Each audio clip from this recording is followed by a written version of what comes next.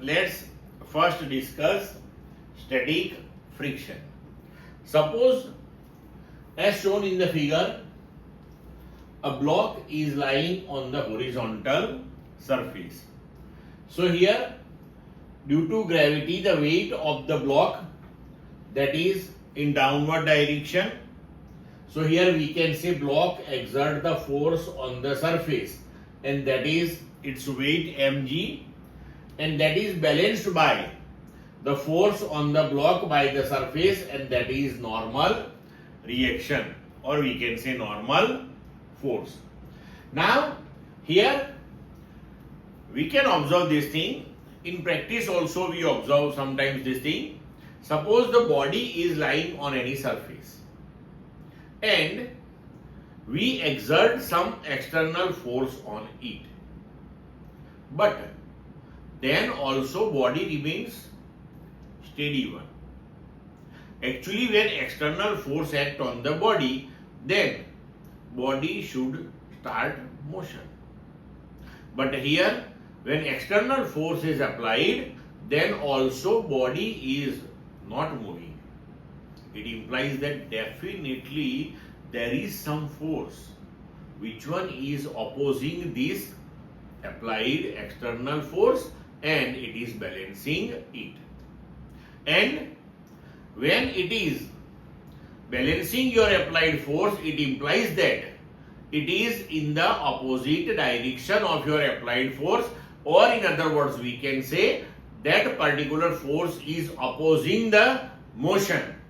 So that particular force parallel to the surface between these two surfaces, that is known as static friction. Why we say that is static friction? Because this particular force opposes the motion, and under the effect of it, body remains steady, right? So we say that is the static friction, and it is denoted by Fs. Clear? Now, static friction arises when we apply some external force, and static friction, that is self-adjusting force. It implies that as we increase the external force, this also increases, right?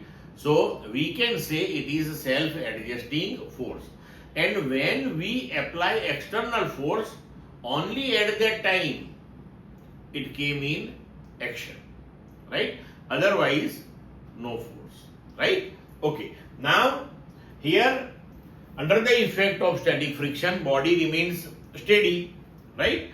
So here we can say static friction is such a frictional force which opposes the impending motion. Which opposes the impending motion. Now, impending motion means what?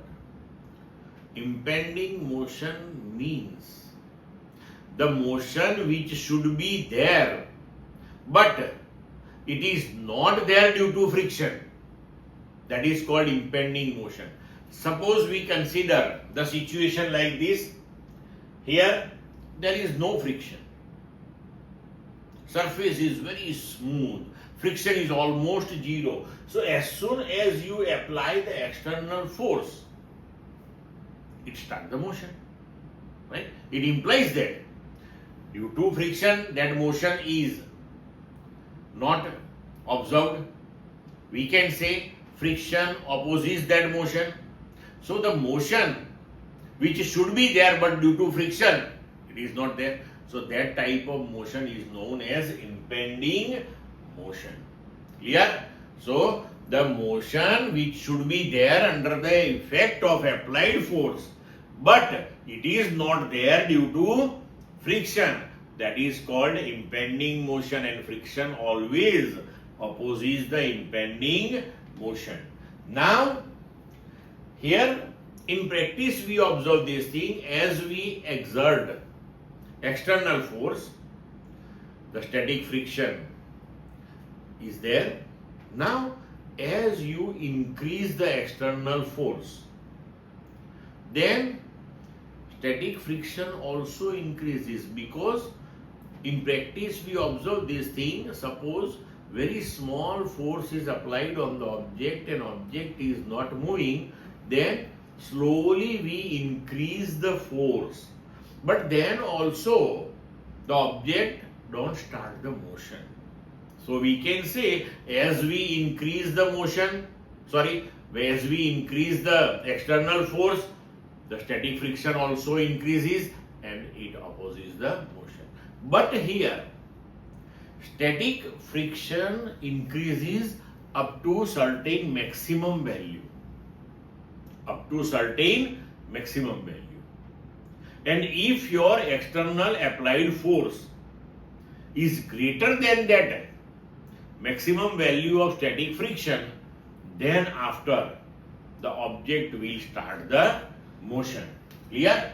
So here the limiting value of the static friction, that is represented as Fs maximum, and this maximum static friction directly proportional to normal reaction. It does not depends on the area of the contact surface. Clear? Remember this thing. So here we can write Fs maximum, that is μs into n, where μs, that is known as coefficient of static friction, which depends on the nature of the surfaces which are in contact as well as on temperature. Okay. Now, the law of static friction thus be written as Fs is less than or equal to μs into n. Clear? And if we increase the external force, this Fs increases up to Fs maximum, and when static friction is Fs maximum, at that time it is equal to μs into n.